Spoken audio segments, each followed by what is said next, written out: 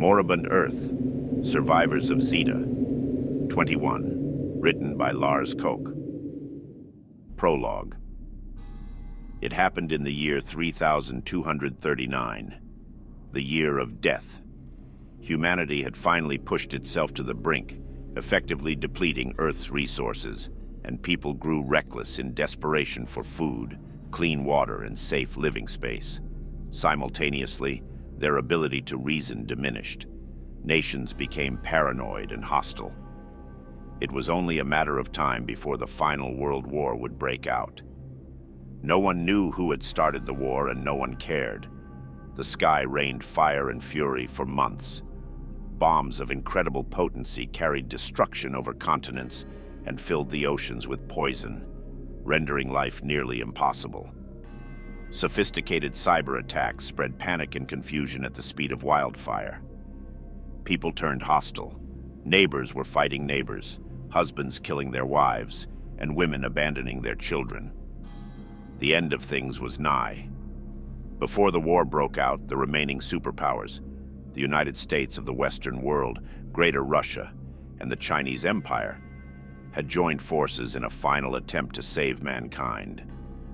They built a domed, mechanical city set to be launched into space to allow humans to prosper in a new and safer environment. It was called Zeeta 21, conceived to carry 20,000 people on a fixed 50-year flight trajectory before landing back on Earth. Earth's time was running out.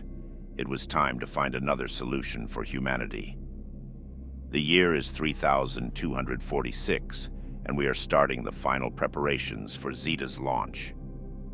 Pockets of survivors are scrambling to survive on the Earth's burnt crust, living in isolation from one another.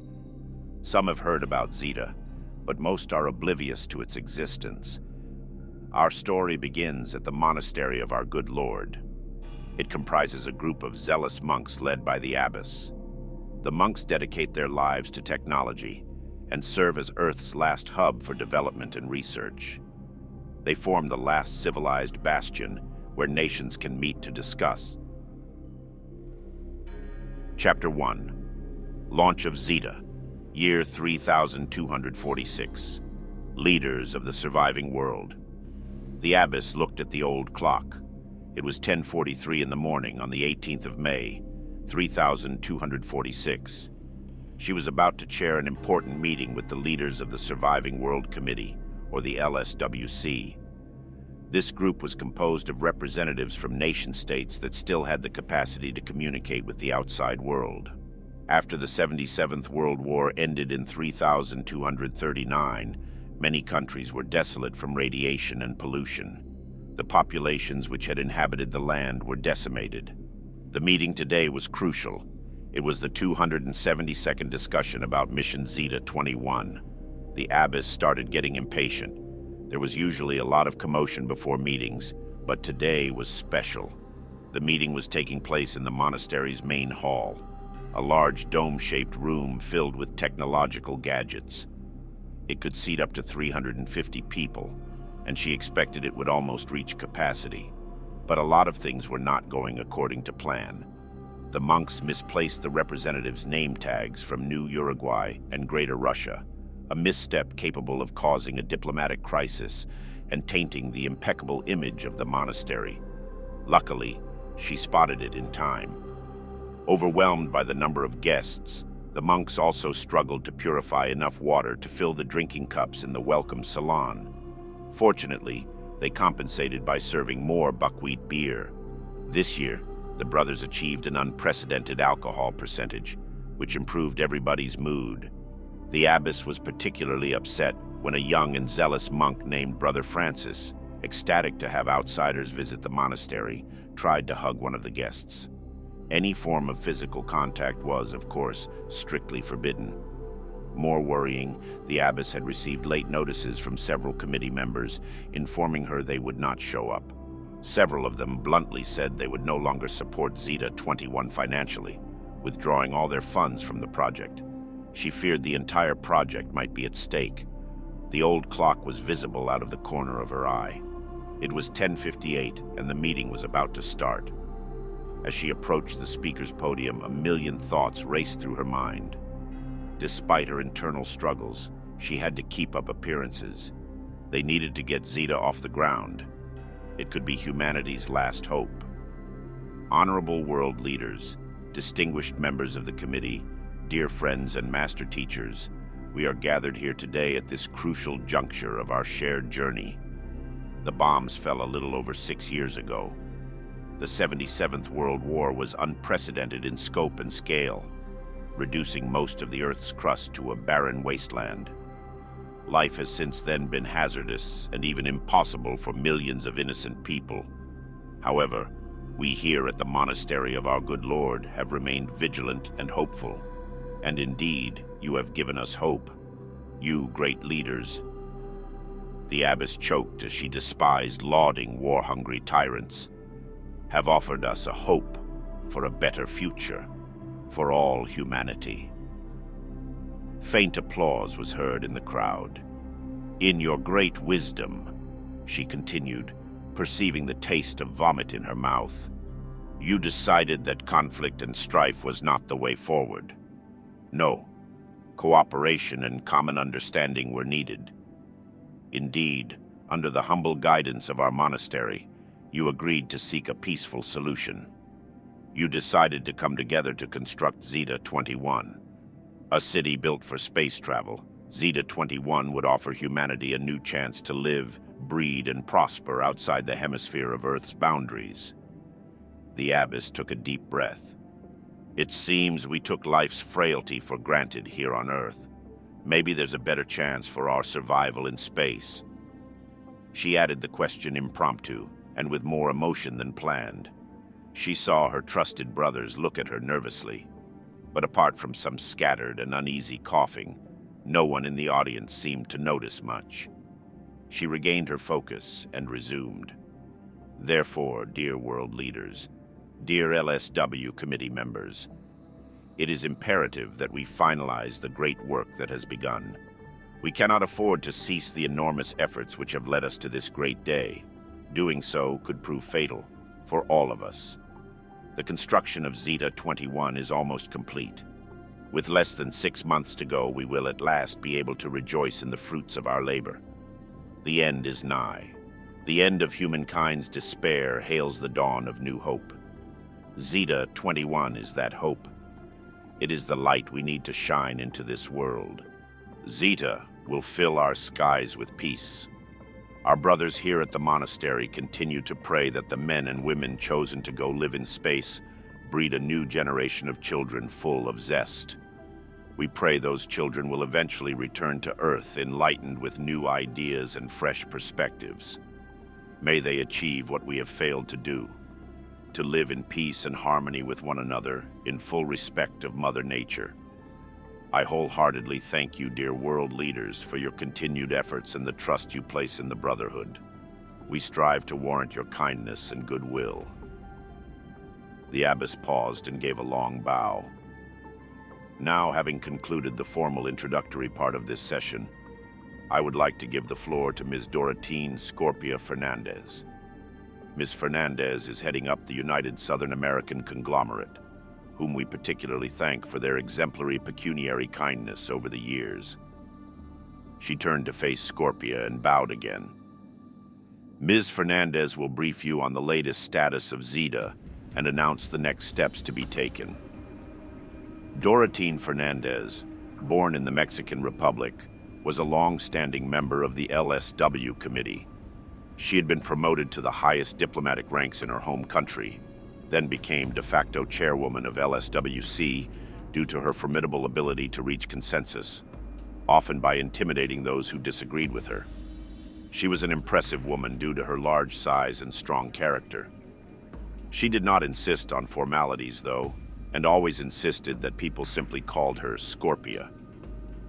Her late mother gave her that nickname. It meant to celebrate her ability to survive in harsh conditions at any cost, even if it required poisoning those in her way. "Thank you, cherished abbess," Scorpia said as she walked to the podium. She wore a turquoise green jacket and skirt, and her extended eyelashes were a bright purple. It's most certainly a pleasure for me to speak here today.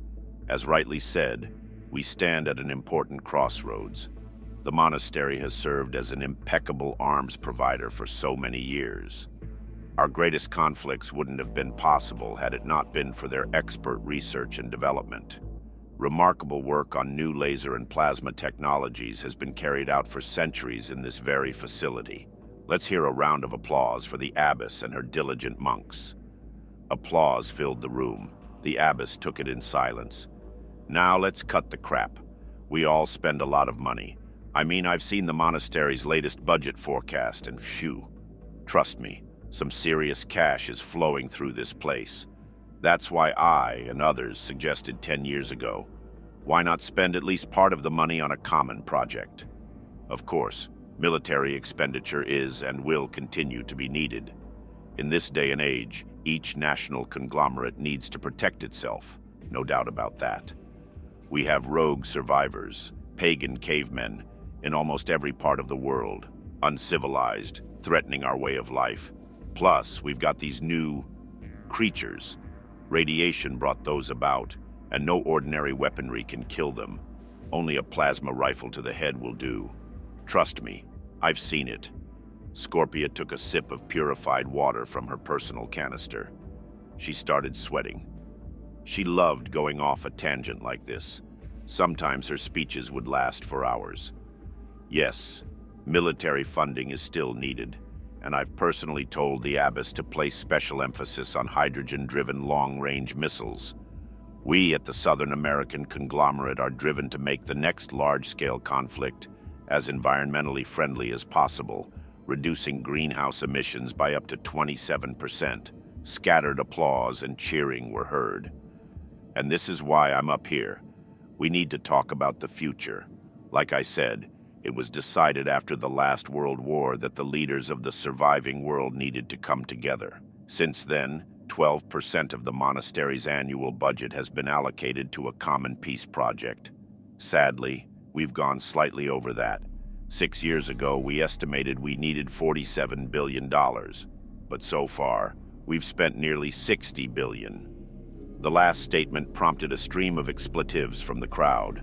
Scorpia spoke sharply into the microphone to rein in the crowd. Now, hold your horses. Your investment is worthwhile. We've cut some corners to make it work. Some of the underground parts of the city will remain unfinished for now to shave off unnecessary expenses, but it's important we all stay on track. After all, what good are we as nations if we have no enemies to fight? People need to survive for us to exist. Scorpia drank the last of the water in her canister, then angrily signaled to the monks that she needed more. Scorpia continued, Zeeta 21 will house 20,000 of the best and brightest minds of what's left on Earth. We've been drafting people intensively for 27 months, and so far, there are 18,761 on the list. She paused, raised her finger, and forced an enthusiastic smile. Some had to be coerced, but most came voluntarily. At this point, she was getting weary of being on stage. But enough from me. For more detailed explanations, let me hand the floor over to Dr. Alois Lachowski, Director of New Business Ventures at the Arand Corporation. He'll give you further info on where we are. Scorpia stepped aside but remained on stage. Lachowski was a tall man with long hair and a well-kept beard. He had a friendly demeanor and addressed the crowd in a clear, bright voice. Why, yes. Thank you, Scorpia. It's certainly a great honor to be up here again. It's been a while. The last time I had the pleasure of speaking to this fine assembly was 3 years ago when we ran into some troubles designing the main reactor core of Zeeta. Regrettably, this caused some delays and further expenditure, but rest assured that everything is back on track, and we're hungrier than ever for results. The ship is nearly ready. Lachowski brought up a holographic image. As you can see on this detailed replica of Zeeta, all major parts of the ship are now ready.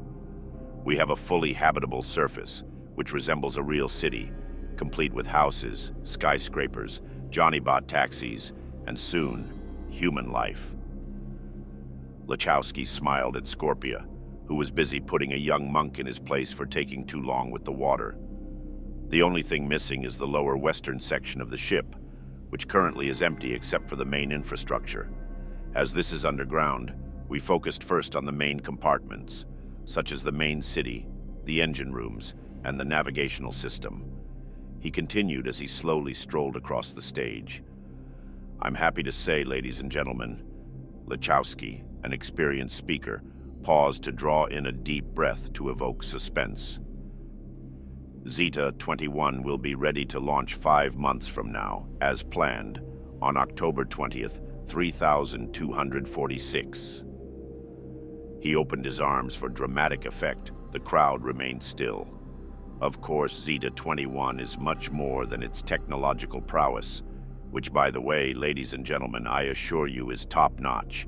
Zeeta features an artificial ecosystem capable of simulating oxygen production and even mimicking plant life.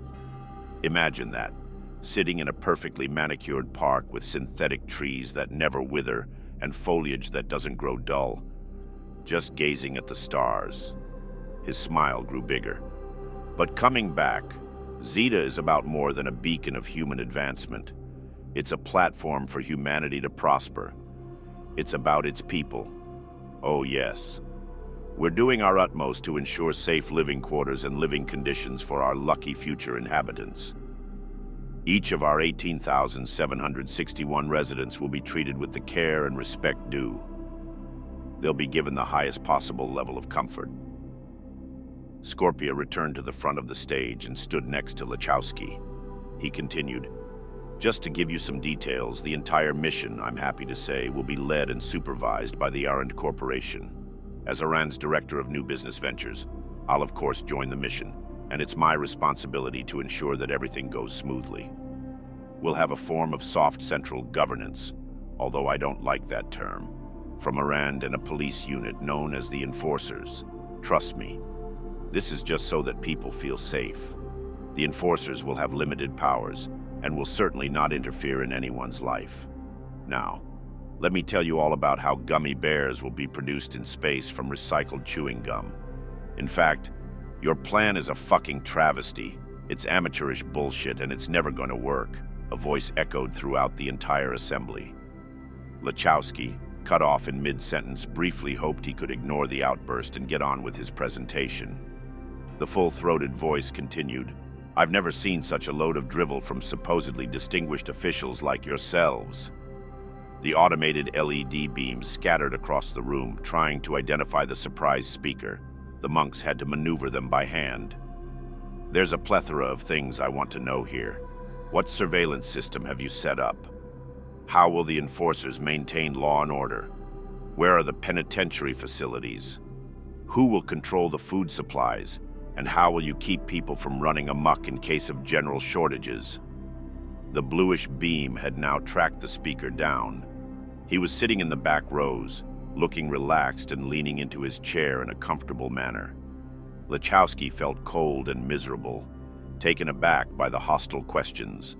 Squinting his eyes, he saw the man sitting in the Northern European conglomerate pod, but could not make out which country he represented. After a brief pause, it was Scorpia who spoke. And who might you be, exactly? State your name, affiliation, and ranking, please. I think it matters less who I am and more what I can bring to this project, the man retorted. Look, sir, quit clowning around and let the assembly know who they have the pleasure of listening to, I implore you. We have an agenda to get through, and I really can't tolerate this much longer. Scorpia was sweating profusely. That damn LED beam did not help. The man got up and slowly walked towards the stage. He was now standing some 10 meters away. 2 others were following behind him. Scorpia noticed that he was dressed in blue pants, a decent suede jacket, and a tie. Not a diplomat, for sure, but he looked civilized enough. My name is Sonny Bridges. My team and I, he paused to gesture towards the woman and man just behind him, have intricately studied your latest designs for the past 16 months. Now that the mission is entering the final stages, we want to present our recommendations to make it a success. Lachowski eventually mustered the courage to step in. Well, while your suggestions might serve the general interest, I must remind you that Formula 27B-6 would have to be duly completed and filed with the Arand Development Office, provided, of course, your Formula 79U document has already been approved. Otherwise, we couldn't possibly be required to look at any such. The expedition you are about to embark on will be an utter disaster, Sonny interrupted. People will die, and your reputation will forever be tainted with sin and shame. Sonny looked at Scorpia as he spoke. He ignored Lukowski and continued.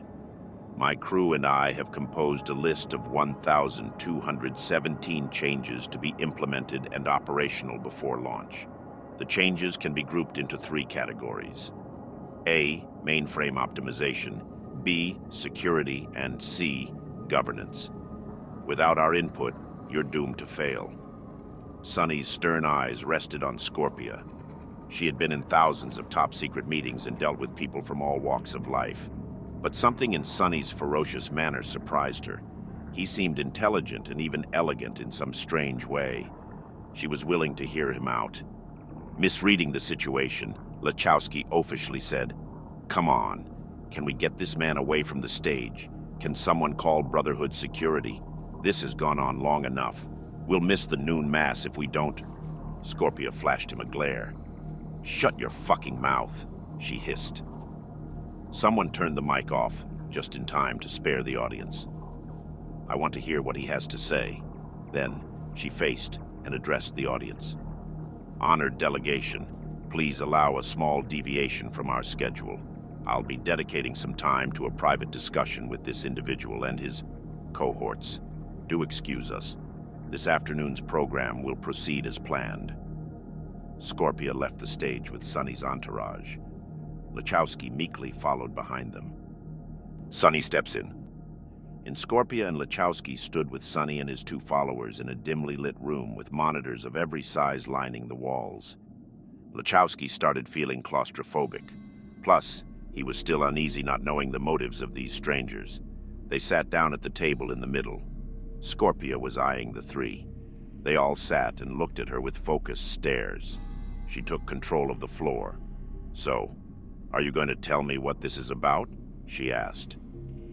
Why don't you start by introducing yourselves? It was an order, not a request. Sonny quickly replied, as if he had been waiting for the cue to do so. As mentioned earlier, my name is Sonny Bridges. I'm a chief engineer specializing in AI system design. He then gestured towards his male companion. To my right here is Robert Bacon. He's an advanced mechanical engineer and one of the main architects of Zeeta's engines. He's been working on the project since the very beginning. Looking left, he continued, and this is Kira Berezin. Her field is advanced agro-engineering technologies. Kira deals with food engineering, a multidisciplinary field combining microbiology, physical sciences, and chemistry. In short, she'll be producing the food on Zeeta. Together, we'll eliminate uncertainty from the equation to ensure everything runs according to plan once we launch Zeeta. Lukowski struggled to find the right moment to interrupt, and this seemed as good as any. But wait, hold up. You 3, you're some magical troika that pops up out of nowhere with a slew of answers to questions no one has even asked yet, solving problems no one has even addressed. He looked at Scorpia. I mean, who are you? Why should we trust you? Scorpia nodded in silent agreement. We're specialists from the Northern European conglomerate assigned by our respective nation-states to this project, Sonny explained calmly. We're hired by the Arand Corp as contractors, albeit working quite independently from the central organization. As such, we've been actively contributing to the construction of Zeeta. Now we wish to come to you with our proposals. That's all there is to know. As things are, we naturally don't feel any particular affiliation to our home countries.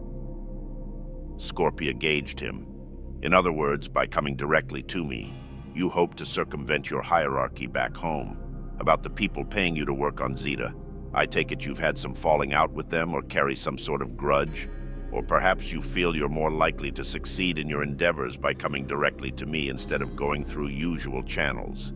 If you are indeed contracted by Arand, you know our administration can be quite difficult. It's not always easy for new ideas to get through. Sunny glanced at Scorpia. She was quick to make correct assumptions. She was a woman with a great deal of intelligence and strong will, a dangerous cocktail. I take it then, Scorpia paused, got up, and strolled through the room with her hands behind her back before continuing. You're vigilantes? Rebels, acting on your behalf for a cause you deem righteous, just, or perhaps simply self-fulfilling. Can I assume that much? A serious expression appeared across Sunny's face. It showed a sensitive side of him, fragile even. Scorpia thought this was a man who spends many hours alone, pondering. You could in some sense label us, outcasts, I suppose. But humans are complex beings, and I'm not one to assign any rudimentary nomenclature for what essentially constitutes an intricate web of emotional and practical drivers, Sunny said. He had regained his impenetrable demeanor. Scorpia sat back down. Listen, chump. You managed to grab my attention and fuck up my meeting schedule, but you better make it worth my while. So tell me exactly what the hell it is you three came here to do. A light immediately sparked in Sunny's eyes. He had been waiting for this moment. In essence, we want to solve your biggest problem, control. Pulling 20,000 people from their natural habitat into space is both unprecedented and risky. There's no way of knowing how people will react. And although you have some law enforcement measures in place, the risk is high. Scorpia and Lekowski gave each other incredulous looks. Sunny continued, We're going to install an all-knowing artificial intelligence system called NADOSH on the ship. The system will tie into every possible nook and cranny of the ship's controls. This entails everything from monitoring people in their homes and controlling when and how individuals take their meals and prescribe drugs. Also, NADOSH is intrinsically linked to the ship's engine controls. Sunny turns towards Bacon. This will allow the Commander-in-Chief to instantaneously get detailed reports about the ship's trajectory, energy use, etc. Emphasizing an important side note, Sunny said, Of course, Mr. Bacon here will manage the operation of the engine systems. No interference is allowed, and any communication is for data exchange purposes only. Kira has devised an ingenious system to optimize food supplies. With her techniques, we can produce synthetic meals rich in nutrients and extremely cheap to make. Most of the base ingredients comprise recycled waste from organic and non-organic sources. Crucially, various drugs can be added to the food to either experiment with mind-controlling techniques or at least render subjects more docile if need be. Lekowski was about to talk, but Scorpia shushed him. Indeed, that might prove useful, she said while pondering the possibilities. Sunny explained, What's more, we've invented the XZ-9000 Cybertronic device. This gun will essentially lobotomize any subject that refuses to obey orders by inserting a thin needle through the eyeball, piercing the front lobe of the brain, and extracting serotonin-filled brain juices. This procedure effectively turns people into zombies and renders them unable to work or perform any but the most menial tasks. Thus, it's naturally to be used exclusively for the most extreme cases of nonconformity. Gesturing again towards Kira, Sunny continued, Our expert has even made a special brand of edible food paste to feed these wretched souls. It's called tofu brains, a mix of 99% synthetic human brain compounds and 1% licorice. I can assure you no actual human specimens are used to produce it, and it'll keep the zombies calm, keep them from acting upon their cannibalistic tendencies. In other words, we suppress their hunger for human flesh. Ideally, this will ensure they'll still be able to carry out some menial tasks. Scorpia was about to speak, but Sunny did not let her. He finished what he wanted to say. Oh, and we plan to start mass-producing XZ-9000s early next month. 1 in 5 enforcers should carry one and receive advanced training to use it. Trust me, it'll be needed after we launch. Scorpia left the table briefly to take a call from her superiors. She returned, her expression changed but secretive, and sat in silence. So, Lachowski jumped in. But hold on for a second here, people. I mean, is this all just done and dusted? You speak about installing some omnipresent AI to control Zeeta. I mean, he meekly looked at Scorpia. We can't accept this. It wasn't in the protocol. It would have to be studied in detail, looked over by the launch planning committee, who would first need the green light from the steering board before we could even think about mentioning it under AOB with the LSWC members. Lachowski was out of breath. For the first time, something Lachowski said caught Sonny's interest. Ah, yes, that's a good point. I should underline the fact that NADOSH is already up and running. We have her connected to all the different subsections of the ship, whose functioning isn't possible without her. So far, people believe these are merely autonomous subsections of the main data access network, while, in reality, NADOSH is running everything. The only thing left to do is activate her central avatar, the person the chief in command will speak to. What? Lachowski spat, incensed. This is outrageous. Where are the guards? I want these people removed. We can't. Sonny continued to speak, unperturbed by the outburst. NADOSH is programmed to react with hostility towards anyone compromising her or the mission. Thus, de facto, any opposition towards her will lead eventually to the death of that individual. Locking us up won't make much difference. I'm merely trying to convey that I hope to have you as active partners in this project as it makes things less messy. You fucking rat. I'll throw you to the monks. Their torture chambers were designed for people like you. Hope you like acid, Lachowski thundered. Looking at him, Scorpia said, You will do no such thing. She folded her hands. We'll consider what these men are saying and assess their proposals. NADOSH sounds like an adequate main interlocutor for this mission. Indeed, she could help us make wise decisions for Zeeta and keep its people and processes under control. It seems like a possible way forward. Lachowski was flabbergasted, his rage mixed with profound insecurity. But this is insane.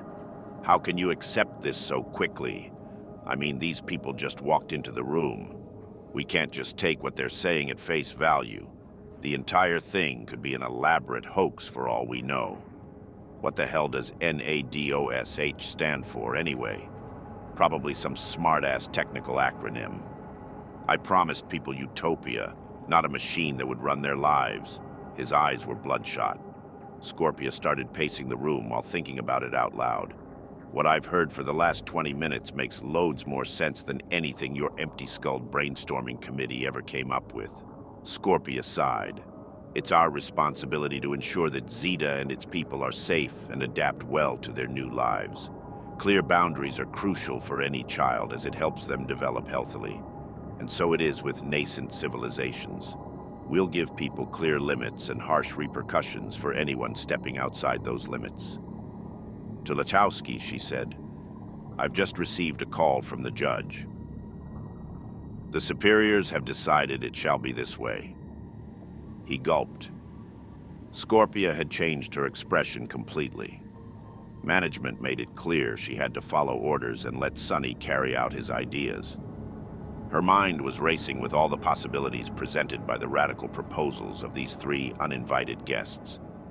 Don't know why, but they seem trustworthy enough, she thought to herself. At least until the operation gets going. I can get rid of them if needed. To the others, she smiled and said, I believe it's indeed better to keep this under wraps. Everything that we've discussed here will be our little understanding, okay? I don't want this, shall we say, detail to reach the leader of the Surviving World Committee. Anyhow, they've entrusted us with organizing operations as we see fit, and we don't want to bother them with such technicalities at this critical juncture when their resources are better spent elsewhere. Do we agree? Her eyes pinned down Lachowski. The smile was gone. He averted his gaze and sunk into his chair. That was exactly the kind of concession Scorpia was expecting. Good. Unless I change my mind, we shall do as Sonny and his two, partners propose. There was a gleam of malice in Scorpia's eyes. On one condition, she looked at Sonny. I want to join the expedition as a member state representative. I want to be on Zeeta 21 as a privileged diplomatic member with complete immunity. I want luxury and freedom. I won't answer to anyone. Lachowski gestured wildly. Scorpia gazed into the air. Her look reminded Sonny of an excited child, carefree and ready to run across a busy road to get what she wanted. While admirable in an infant, that was a dangerous quality in an adult. She took 2 steps forwards and spun around. I want this to serve as a common understanding between us. It won't be written or recorded, and will simply be a tacit agreement amongst us here in the room.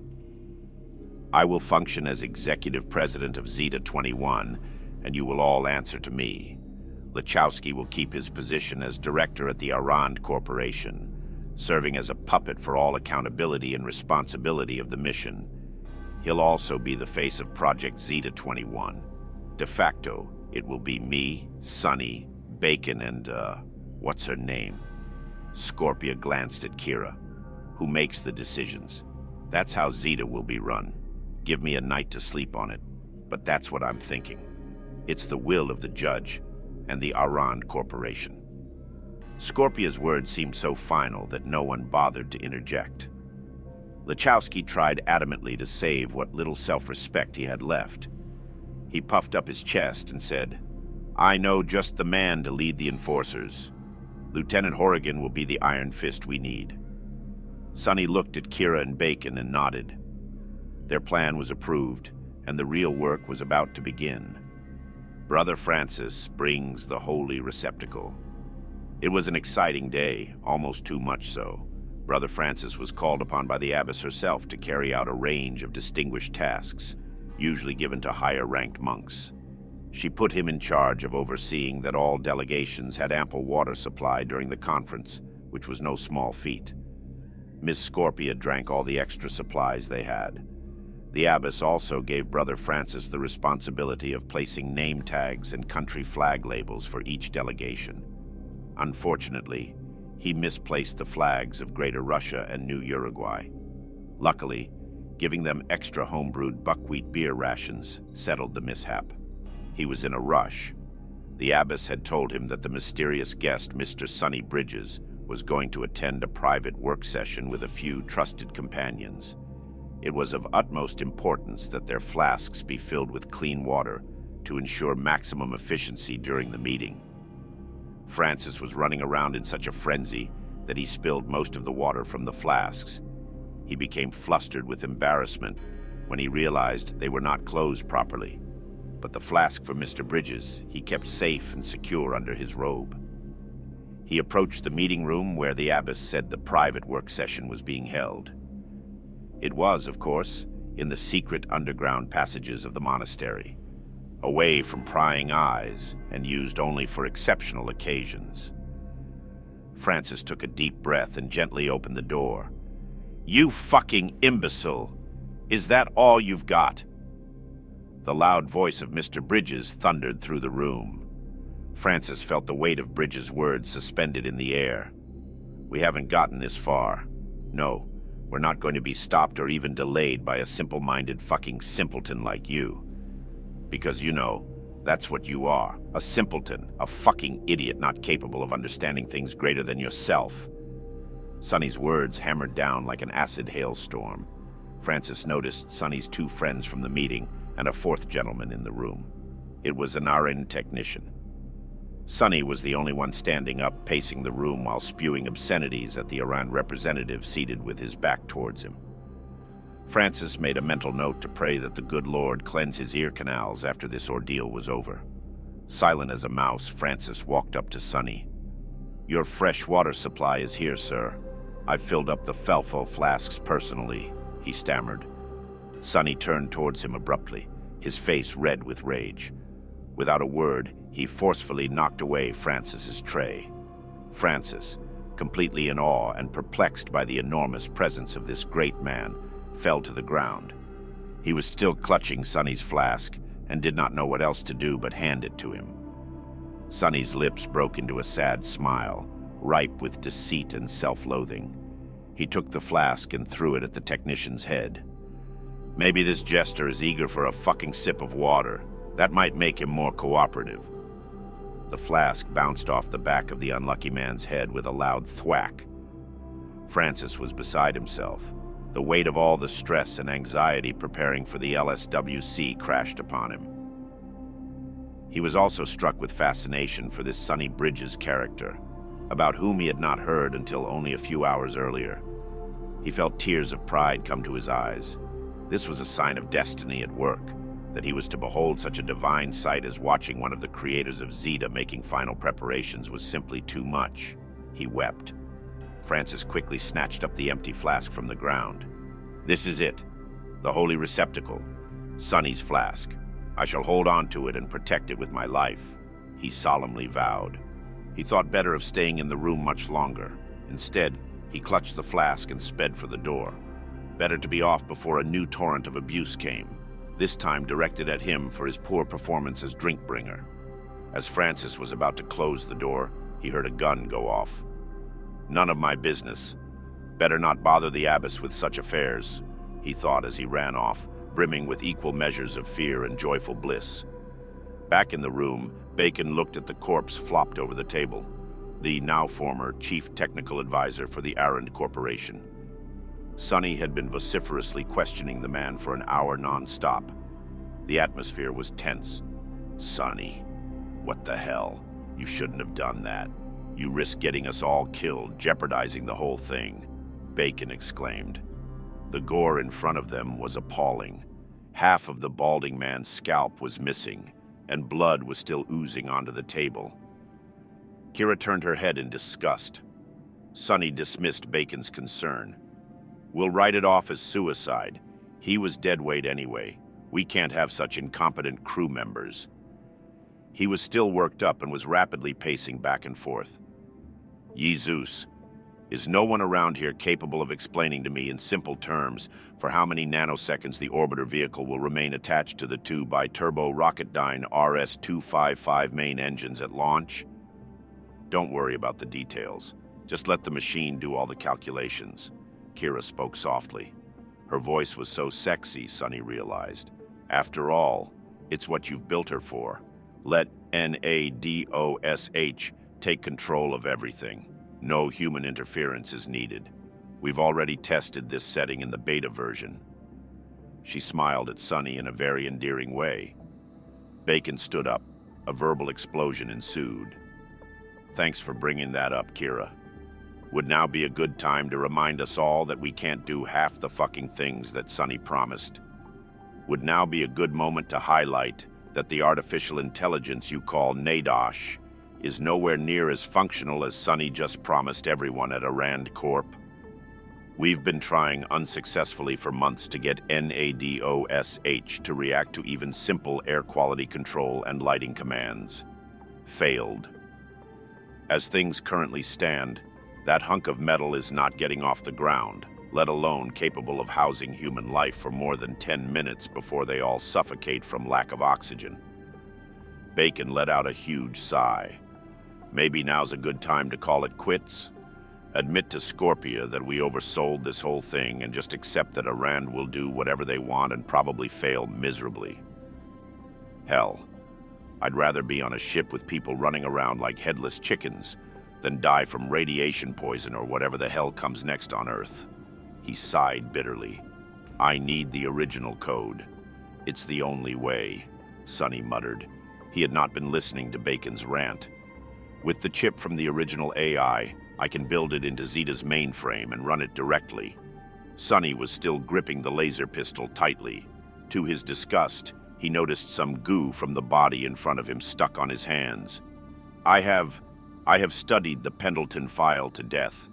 I know all the ins and outs. The cyborg used for that mission, NADOSH, was incredible. She was a machine, but she showed such adaptability and managed to survive impossible odds.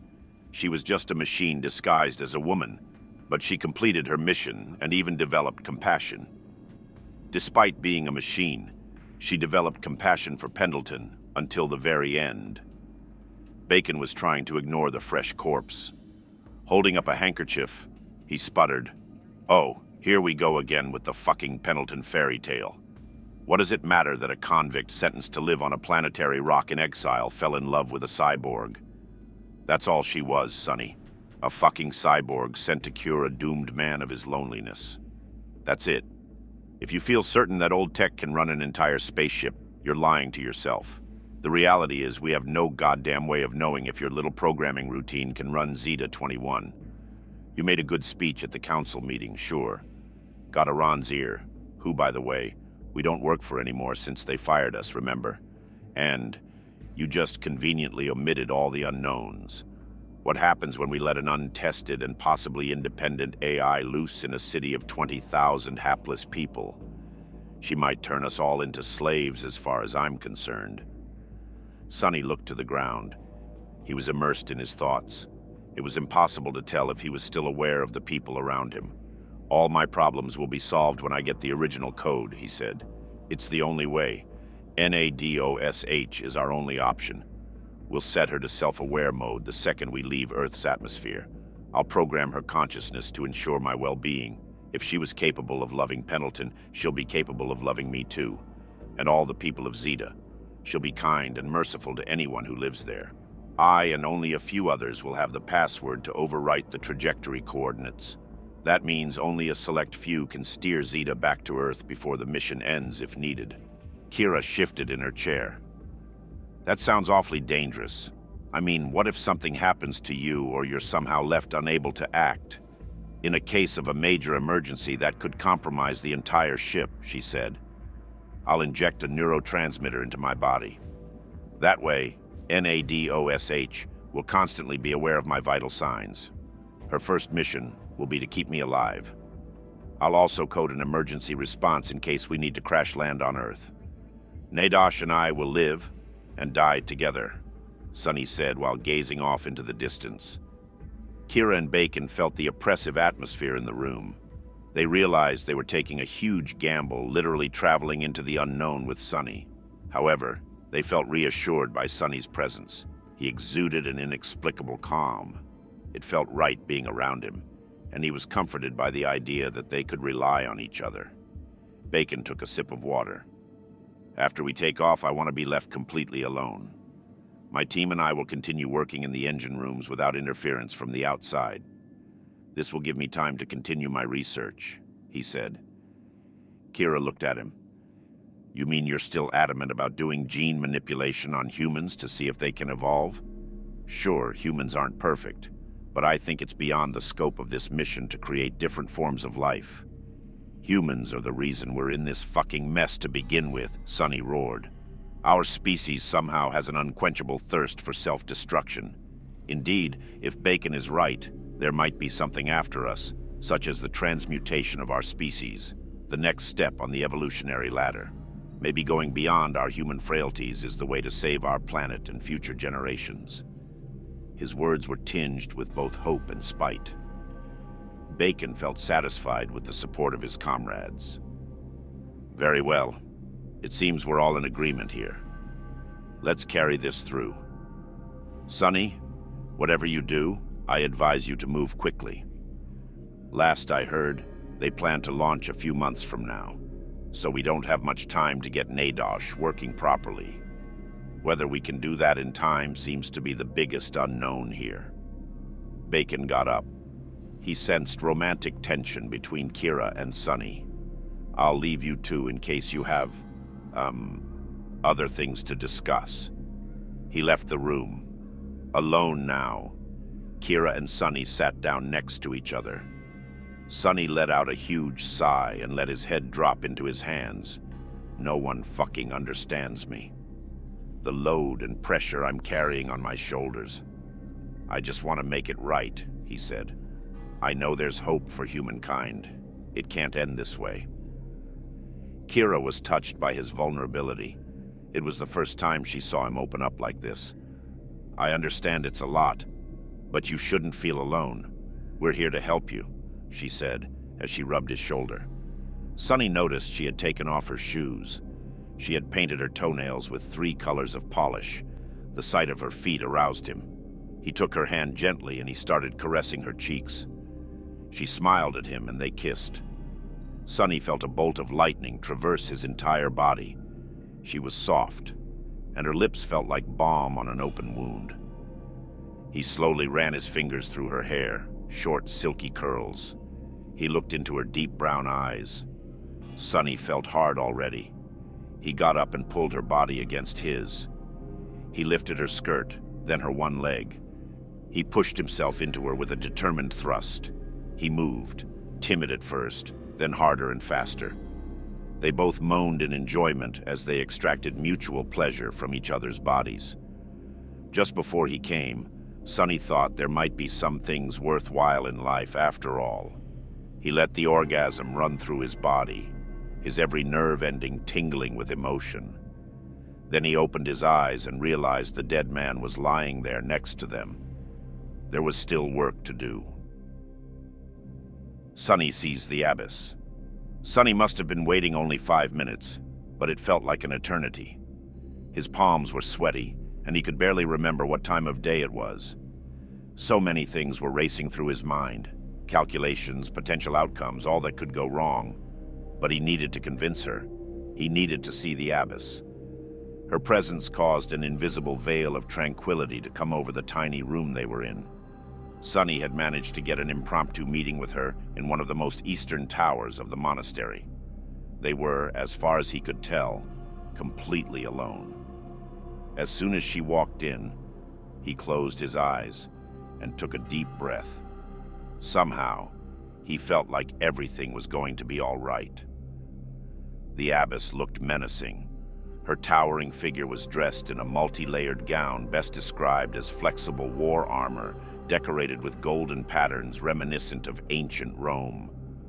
On her hands were white gloves from which an unknown gooey substance appeared to drip. Her face, as usual, was completely covered, this time by a bulky-looking helmet with no visible passages to let air circulate. I'm Sonny Bridges. We must speak. The abbess put her hands together. I know who you are. The judge and the Arand superiors told me about you. Now, make haste. Tell me why you have beckoned me. Sonny nodded and explained. There was no time to waste. The Pendleton file. I've studied it in minute detail. The cyborg used for that mission, she survived. I want to transfer over the AI to control Zeeta. I need access to her mortal remains and extract the chip myself. It's the only way. Sonny, realizing he was in the presence of a great being, was humbled. She remained silent, so Sonny continued. I've labored for weeks attempting to copy the code, but I need the source material. I need the actual cyborg and her memories. Before Pendleton passed, she showed remorse. She showed him love and kindness.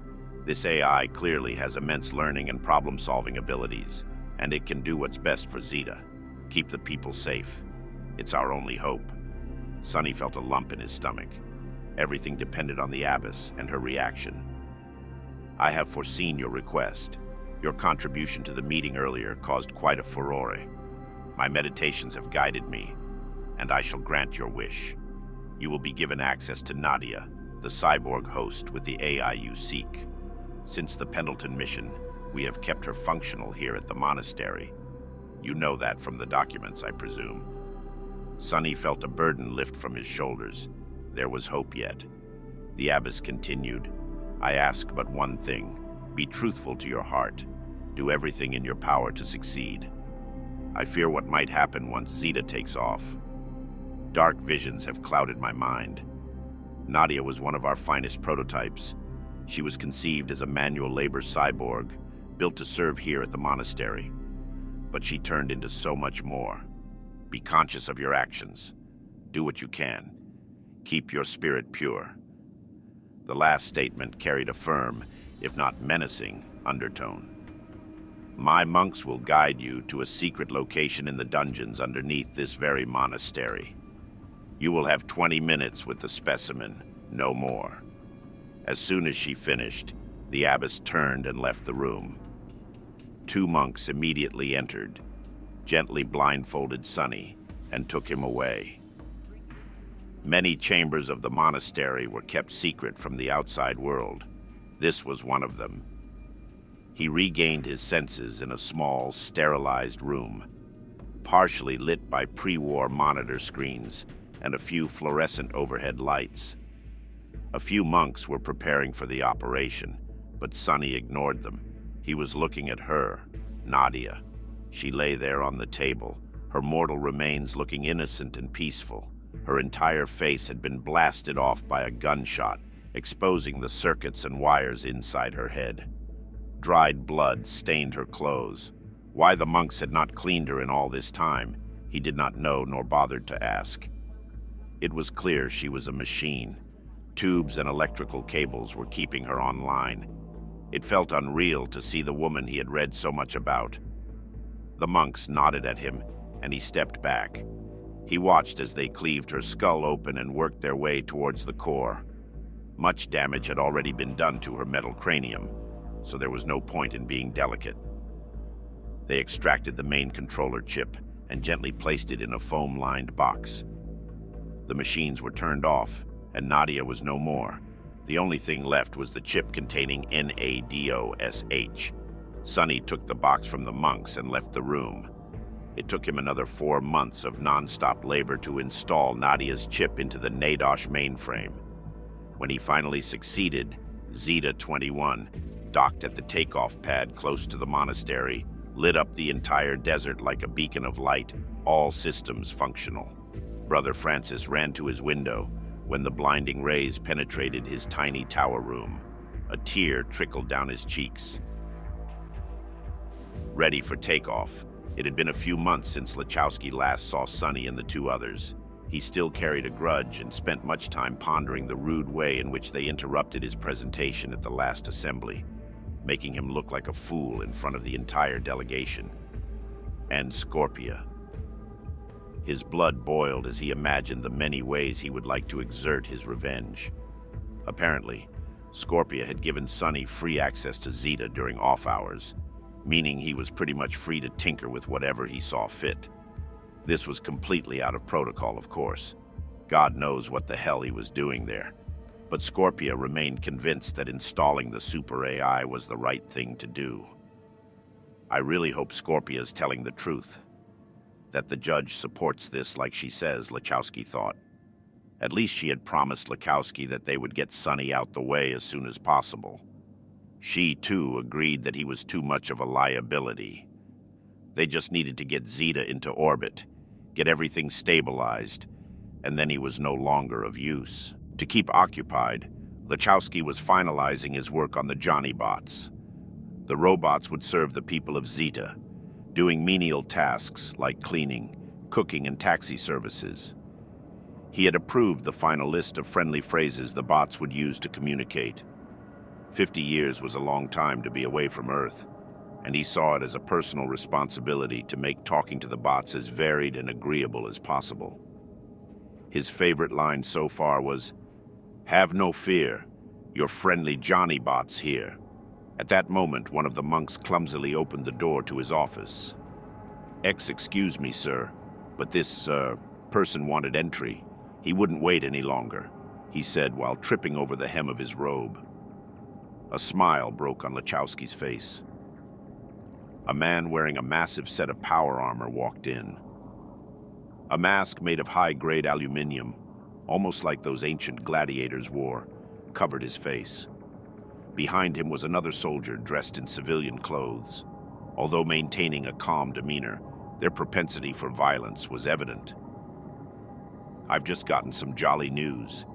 It seems my men and I are going after all," the armored man spoke. His mask made his voice distorted and frightening. Lachowski's smile grew bigger. Just as he thought.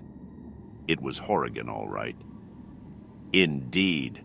Lachowski sprung from his chair. "I managed to get approval from the board.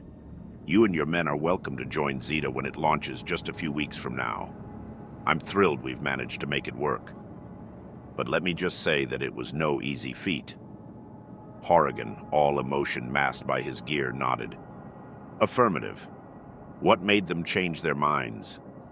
I thought the previous decision to ban ex-military staff had been final. Aha, well, belonging to a former secret military service is one thing, Horrigan. But the real problem was the numerous atrocities committed by yourself and your fine assemblage of... He glanced at the man behind Horrigan. Killers. Luchowski continued. I did the best I could to cover it up, but it was just too much for the Arand board. Even in this day and age, there are limits to what the remnants of our once civilized society can do. The stuff your crew did still gives me nightmares. Horrigan remained neutral and emotionless. So, yes, the good people at the Arand Corporation were nervous about allowing you and your rogue band of mercenaries on board. Understandably so, I might add. I mean, I wouldn't want to be confined in a space city with women and children murderers.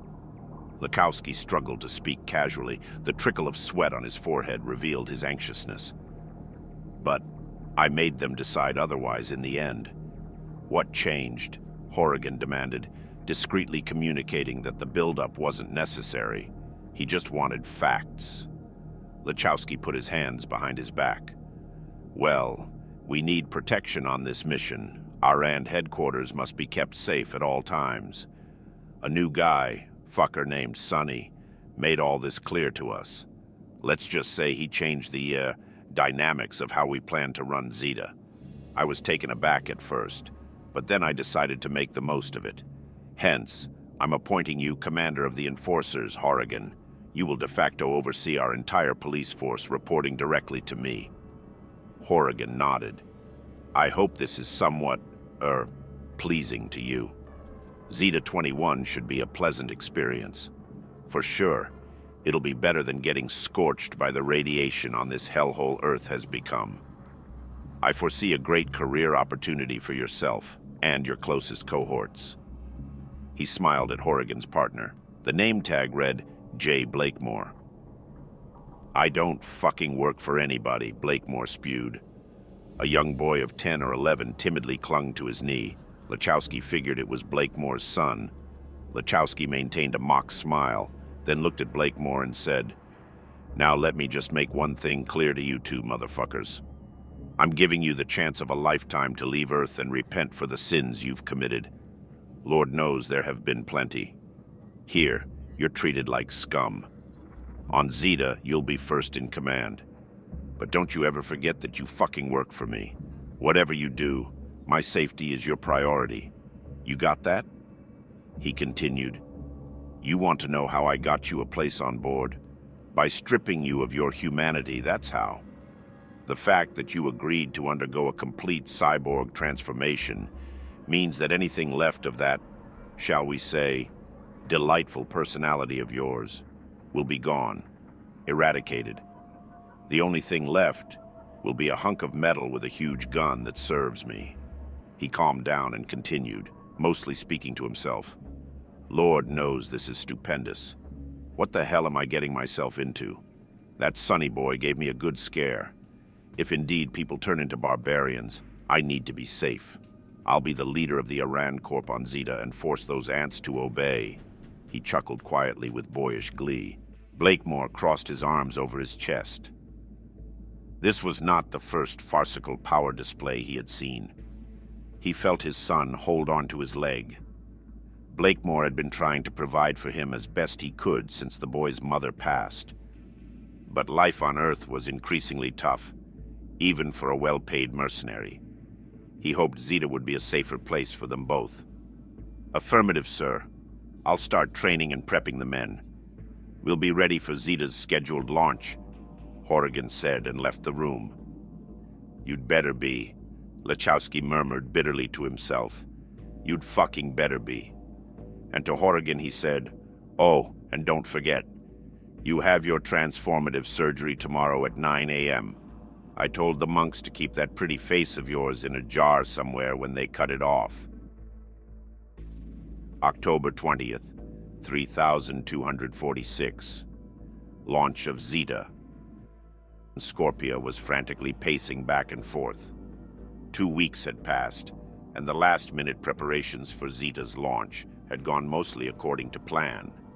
Large parts of the ship's underground remained unfinished, but there was no more money to complete the work.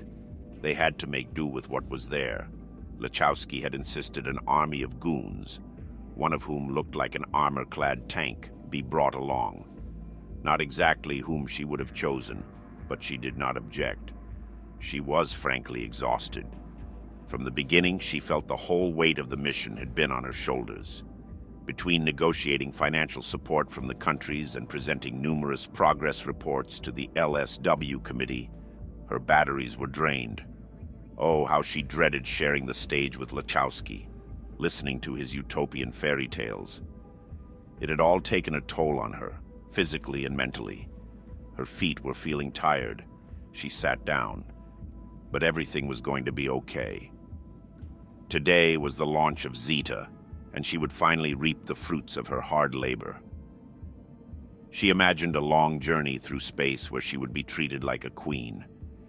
She would make decisions and work when necessary, but mostly, she would enjoy life and make sure Lachowski stayed in line. She had not heard from Sonny in a while, but her sources reported that he had been quietly prepping Zeeta as agreed.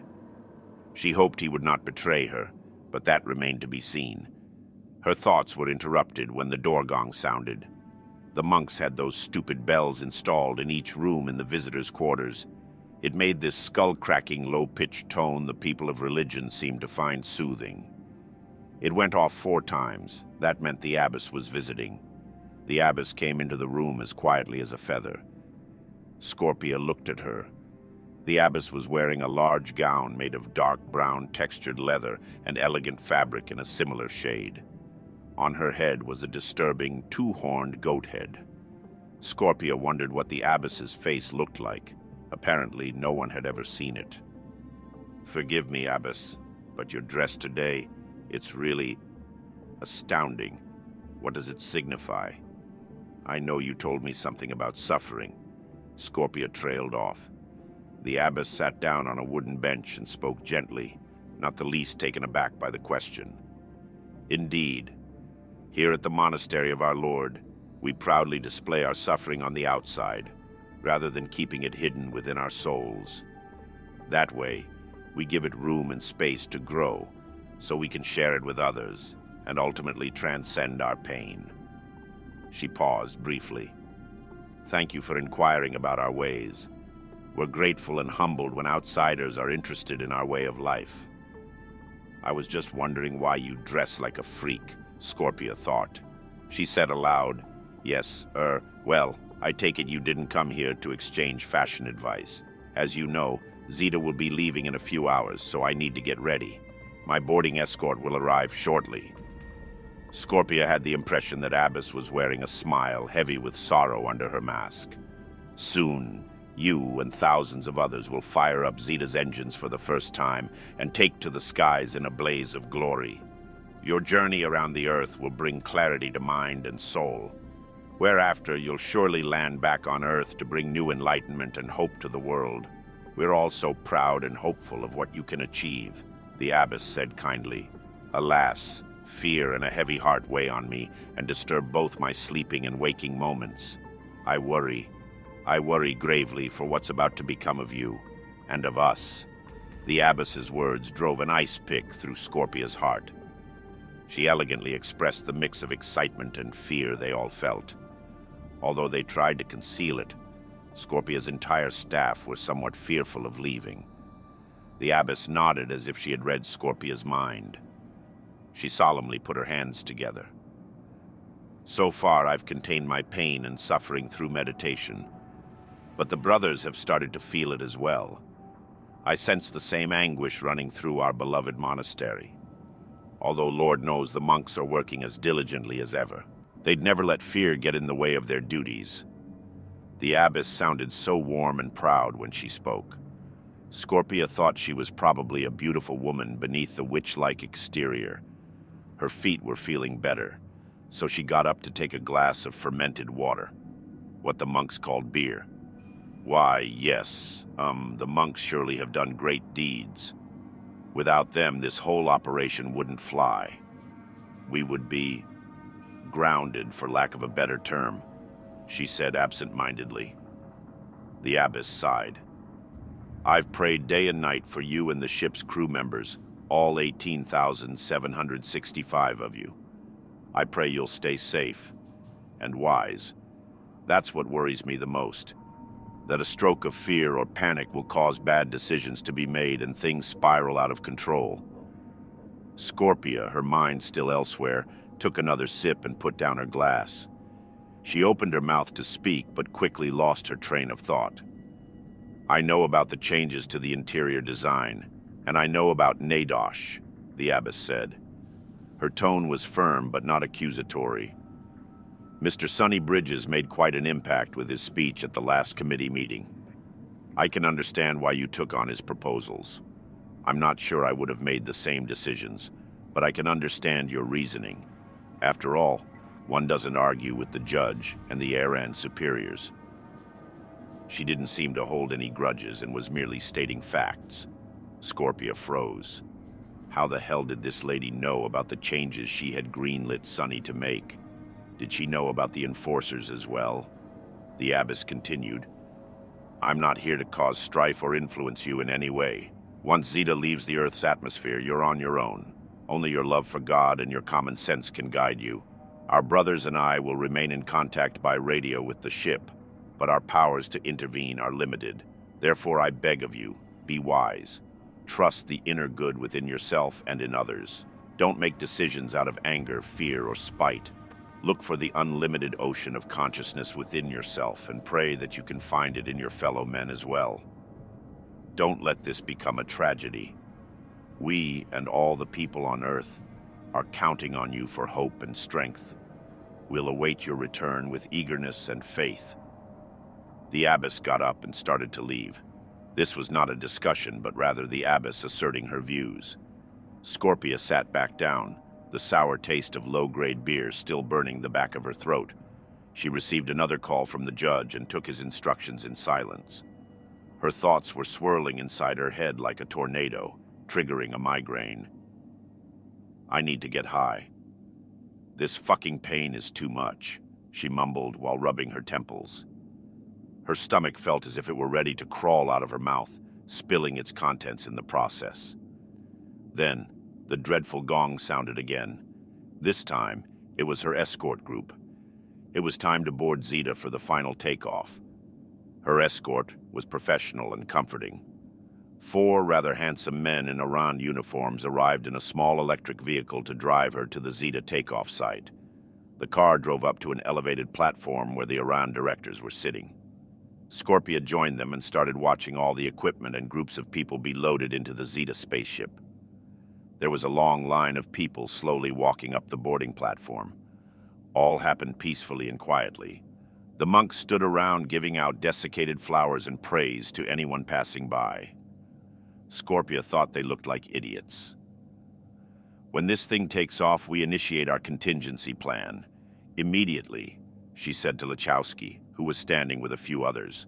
He was discernibly taken aback by her blunt statement. I have the green light from the Arand superiors. The judge himself approved it. Holy fuck, he murmured to himself. He stumbled over some metallic crates as he moved closer to where Scorpia sat. He was now within whispering range. Scorpia frowned, and her voice turned dark and hostile. I don't trust any of these people, not a single one. Just after we take off, I want to turn on the heat. Unleash the enforcers. Everyone is confined within their cubicles. Complete order and control will be upheld from our side. Arand will run the entire show, and anyone who opposes us will be quelled. But I thought we would wait a little bit, at least a few months, to see how people behave, how things progress before... Scorpia ignored Lachowski's concern and interrupted him. And I want constant surveillance of Sonny and his band of merry men, just to make sure they don't step out of line. If they do, we clamp down on them, immediately. This pleased Lachowski, who now seemed more at ease with the order. He called Horrigan over and whispered something to him. Scorpia watched a pregnant woman in the crowd. Her belly was huge. She held on to it while smiling at someone helping her up the steps. Scorpia frowns. What a pathetic fool, she thought. I'll wipe that grin off her face soon enough. I'll make every one of you respect me. The pregnant woman gave birth to a beautiful girl called Lily about a month after takeoff. Like all mothers, her mind was filled with hopes and dreams that her little girl would grow up happy, strong, and eager to make a positive impact on the world. Little did she know that Lily and the rest of Zeeta 21's populace would spend their lives in captivity. Soon, all the remaining passengers and Arand staff members boarded, and the launch protocol was initiated. A pleasant voice filled the ship's passenger sections as the engines fired up and the doors were sealed triple shut. Greetings, fellow space travelers, space explorers, and space cadets. Welcome to Zeeta, your home away from Earth. I'm sure you're all fired up to get moving, so listen carefully, and we'll be on our way. Now's the time to take your designated seats and hold on close to your mummy, daddy, or designated legally viable warden. We're just about to take off. Drinks and other refreshments will be provided to you shortly. In case of any questions or requests, grab the plastic tube in front of you and inhale as deeply as you can. It'll send you straight to dreamland, so you can forget about your troubles. Please be aware that the Arand Corporation can absolutely not be held liable in any form or manner in case of unwanted illness, discomfort, or deaths that may or may not occur any time before, during, or after our initial flight schedule has concluded. That does it for the formalities. All that's left to do now is sit back and relax. And remember, folks, smile happy, smile Zeeta. The voice was replaced by a busy rustling of people settling into their seats, and without further ado, Zeeta 21 carved its way through what remained of the Earth's atmosphere, slowly making its way towards the stars.